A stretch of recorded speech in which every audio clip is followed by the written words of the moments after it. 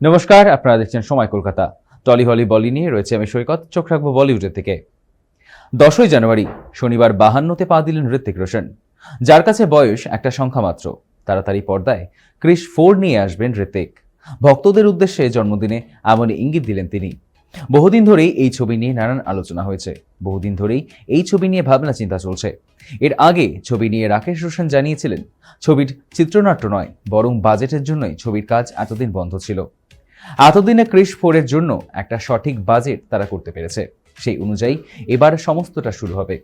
সব ঠিক থাকলে ক্রিশ 4 এর পরিচালকের আসনে থাকবেন হৃতিক নিজেই। 2027 সালে এই ছবি মুক্তি পেতে পারে বলেই জানা যাচ্ছে।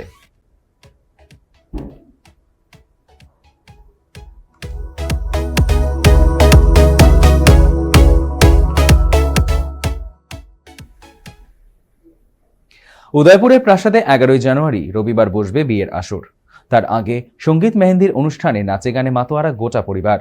অভিনেত্রী কৃতি সাননের বোন তথা সানন পরিবারের ছোট মেয়ে নূপুর সাননের বিয়ের অনুষ্ঠান রবিবার। বোনের বিয়ে সঙ্গীত মেহেন্দিতেও লাইমলাইটে নিজের দিকে কেড়ে নিয়েছেন কৃতি। বলিউডের বিভিন্ন ছবির গানে জমে উঠেছিল কৃতির বোনের বিয়ের গায়ে হলুদ ও সঙ্গীত। সবকিছুকে পেছনে ফেলে রবিবারের পরই বোন চলে যাবে শ্বশুরবাড়িতে। মন খারাপ কৃতির। হলুদের অনুষ্ঠানের ঝলকে এসেছে ইতিমধ্যেই প্রকাশ্যে।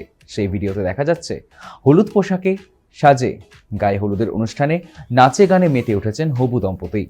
এদিনের এই অনুষ্ঠানে কৃতি সেজেছিলেন গোলাপি রঙের ঘাগরা ও ডুডল স্ট্যাপ টপে, সঙ্গে মানানসই গয়না, নজর কাড়া হেয়ার স্টাইলে। 13ই জানুয়ারি মুম্বাইতে রিসেপশন পার্টির আয়োজন করা হবে।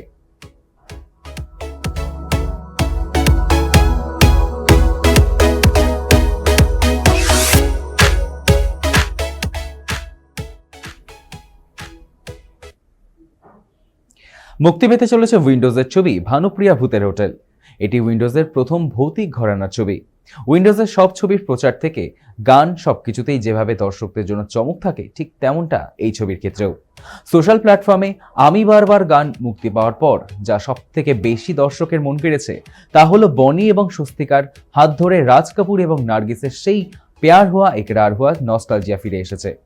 ছবি মুক্তির আগে এমন প্রাপ্তিতে বেজায় খুশি বনি ও স্বস্তিকা। বনি বলছে, এটা সত্যিই ভালো লাগার মতো একটা বিষয়। এমন একটা লুকে নিজেকে পর্দায় দেখতে পাওয়ার মতো আনন্দ আর কিছুতেই হতে পারে না। অপরদিকে স্বস্তিকা বলেন, সত্যি গানটা দারুণ হয়েছে, আর তার ফলাফল আমরা দেখতেই পাচ্ছি। দর্শক শ্রোতা আমি বারবার শুনছেন। রাজ কাপুর আর নার্গিসের সেই কালজয়ী গানের স্মৃতি ফিরে এনেছে এই গান, আর তাতে নিজেকে দেখতে পেয়ে খুশি স্বস্তিকা।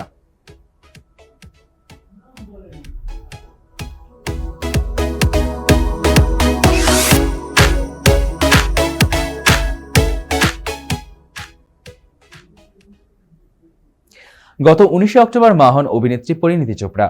তারপর থেকেই বিভিন্ন সময় সমাজ মাধ্যমে মা হওয়ার পরবর্তী অভিজ্ঞতার কথা ভাগ করে নিয়েছেন তিনি। এই মুহূর্তে মুম্বাইয়ের অভিনয় জীবন ছেড়ে স্বামী সন্তান নিয়ে দিল্লিতে সংসারে ব্যস্ত পরিণীতি। মা হওয়ার পরবর্তী সময় অবসাদে ভুগছেন তিনি। এই সময়টা নিজেকে ভালো রাখতে ঈশ্বরের শরণাপন্ন অভিনেত্রী। এদিকে রাজনীতিতে ব্যস্ত, আপাতত দৃষ্টি কমেছে রাঘবের। সন্তানের দায়িত্ব কাঁধে কাঁধ মিলিয়ে সামলাচ্ছেন দুজনে। তবু একটা অবসাদ ঘিরে ধরেছে পরিণীতিকে। সন্তান হওয়ার পর নতুন মায়েরা মানসিক অবসাদে ভোগেন। মায়েদের জীবন একেবারেই সন্তান কেন্দ্রিক হয়ে পড়ে। এত বদলের সঙ্গে মানিয়ে নেওয়ার চাপ অনেক ক্ষেত্রে ডেকে আনে অবসাদ। পরিণীতি জানান, তিনি সকালে উঠে প্রথমেই বেশ কিছু মন্ত্র পাঠ করেন, যদিও তার মধ্যে অন্যতম হনুমান চালিসা। তার কাছে তার স্বাস্থ্য ঠিক রাখার পাশাপাশি মানসিক স্বাস্থ্য ঠিক রাখাটাও গুরুত্বপূর্ণ, সবথেকে বেশি দরকার বলে তিনি মনে করেন।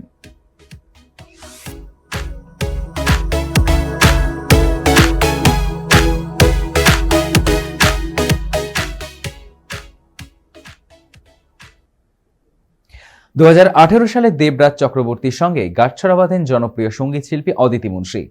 গায়িকা পেশার পাশাপাশি রাজনীতির ময়দানেও অদিতি পা রেখেছেন পরবর্তী সময়ে। ভক্তিমূলক গান গাওয়ার জন্য বিশেষভাবে পরিচিত অদিতি সকলের প্রিয় হয়ে ওঠেন এক চ্যানেলের রিয়ালিটি শোতে অংশগ্রহণ করার পর। 2021 সালে বিধানসভা নির্বাচনে জয়ী হওয়ার পর অদিতি পা রাখেন রাজনৈতিক দুনিয়াতেও। রাজারহাট গোপালপুরের বিধায়ক তিনি। নিয়মিত গানের অনুষ্ঠান করার পাশাপাশি দক্ষ হাতে প্রশাসকের ভূমিকাও পালন করছেন। এবার নতুন দায়িত্ব, মাতৃত্বের দায়িত্ব। মা হলেন অদিতি মুন্সী। রবিবার সকালে খুশির খবর পাওয়া গেল। এদিন সকাল 10টা নাগাদ এক বেসরকারি হাসপাতালে ফুটফুটে পুত্র সন্তানের জন্ম দিয়েছেন অদিতি। মা এবং নবজাতক দুজনেই সুস্থ আছেন। ভক্ত অনুরাগীদের শুভেচ্ছার জোয়ারে ভাসছে অদিতি দেবরাজ।